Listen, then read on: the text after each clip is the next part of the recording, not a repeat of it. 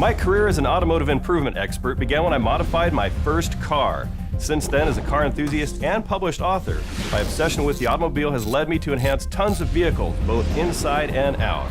That's why I'm thrilled to be a part of a brand new series designed to help keep your car looking great and your engine running like new. I'm Chris Duke, and welcome to eHow's Auto Center, brought to you by Mobile One. Today we're going to look at superchargers and turbochargers, show you the difference between the two and the pros and cons of each. For anyone looking to add horsepower in a hurry, supercharging or turbocharging is a great way to go. Both used forced induction to increase airflow through the throttle body, which in turn significantly increases horsepower.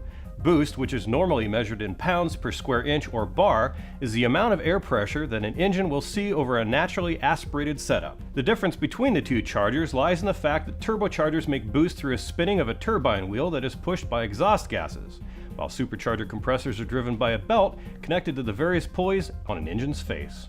Now, because they are driven by different methods, turbos and superchargers make boost and power in different ways, giving different driving experiences depending on what you choose to install.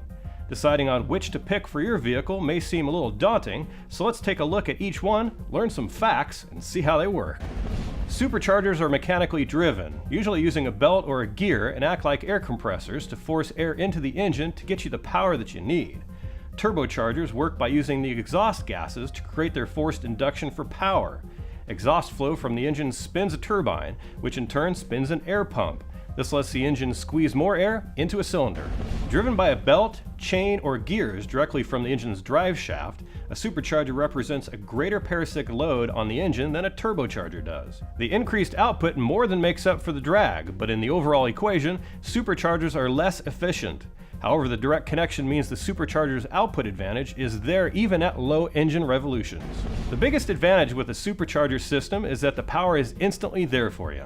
Since supercharger systems are mechanically driven by the engine, they don't need to spool up before providing power. Their power band is instantaneous and increases smoothly while under throttle. The biggest disadvantage with superchargers is that it uses some of the horsepower from the engine to run, so even though the amount of power is small, it is still robbing horsepower.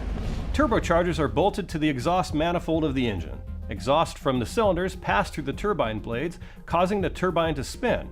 The more exhaust flowing through the blades, the faster they spin. Now at the other end of the shaft is the compressor, which pumps air into the cylinder. The compressor is a type of centrifugal pump that draws air in at the center of its blades and flings it outward as it spins. The turbine shaft has to be able to handle speeds of up to 150,000 RPM, so turbochargers use a fluid bearing. This type of bearing supports the shaft on a thin layer of oil that is constantly pumped around the shaft, which cools the turbocharger and allows it to spin without much friction. The main advantage of a turbocharger is the fact that it does not use the engine's power to create horsepower, since it runs off the engine's exhaust gases. But with air being pumped into the cylinders under the pressure of the turbocharger and then being compressed further by the piston, there is an increased danger of knock. In order to avoid knock, your car will need a higher octane fuel. If the boost pressure is really high, then you may need to reduce the compression ratio of the engine. Generally speaking, a turbo's presence is felt only at higher RPM. Once the engine revs up, the exhaust gases flow and the turbine spools up. Conversely, superchargers are less effective at high engine RPMs because they can't keep up with the demands of a high-revving engine. A supercharger geared to increase its output to meet the demand would add so much complexity and friction as to make it unfeasible. Turbos are able to keep up with the demand basically because they are driven by and driving the same medium, gas, in the form of exhaust gases and intake air. An increase in exhaust flow with RPM nets a nearly equal increase in charging pressure on the intake side.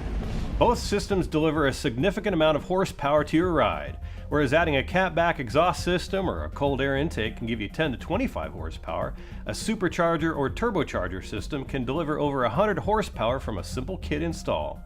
Now, on the other hand, both systems can be pretty pricey and usually take some technical savvy to install and tune. Now, it isn't very likely that you can do a complete supercharger or turbocharger kit install and tune your vehicle without help or even turning to a hot rod shop to get some, if not all, of the work done. One other factor you will want to keep in mind is that a supercharger or turbocharger will generate a lot of heat. You may need to install additional cooling components other than what's provided with the kit, depending on the type of vehicle and the kit you use. The most common cooling component is an intercooler. Now, I've given you the basics and shown you 2 very effective ways to add some serious power to your ride. The question you're now going to ask yourself is, which one is right for me? Well, unfortunately, there's no simple answer. You'll have to take a look to see which kits are available for your specific vehicle, then weigh in the cost, the difficulty of the installation, and the horsepower gain. Now, those are usually the 3 top deciding factors, and once you figure those out, you should be able to make a confident decision. Another important consideration you'll need to make is whether or not to upgrade your drivetrain. As a result of adding additional horsepower and torque, your transmission and rear end will be under more stress than the factory specifications. So before you start peeling up the pavement with all that new power, also consider beefing up your drivetrain. Otherwise you might break something, and those parts aren't cheap. I hope we've given you a better understanding of what a supercharger and turbocharger can do, and the information you need to make the right decision. Regardless of your choice, you will love the new power your ride will have.